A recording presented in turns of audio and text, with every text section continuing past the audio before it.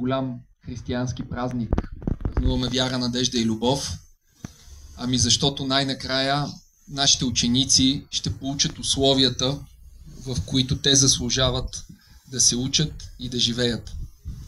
Всички ние си спомняме преди началото на реализацията на този проект в какво състояние беше сградата, течащ покрив, лоши условия в стаите, учениците бяха по трима в стая, нямаха самостоятелни бани и туалетни, имаше по една баня и туалетна на етаж само и куп други неща.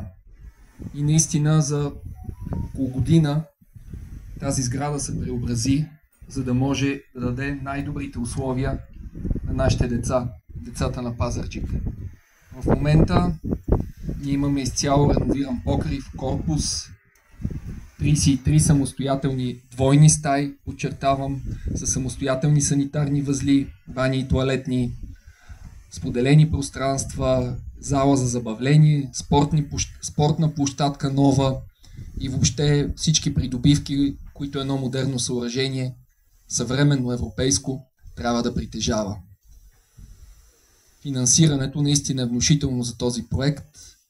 3 милиона и половина лева, от които 3 милиона са европейско финансиране по плана за възстановяване и устойчивост и 500 хиляди лева е национално финансиране от Министерство на образованието и науката. И тук е моментът да благодарим на държавата, без чиято помощ това не можеше да се случи, в лицето на Министерство на образованието и науката. Благодаря ви, госпожо Дулчева, за доброто партньорство, за да може наистина нашите деца да получат едни по-добри условия да се учат и да живеят.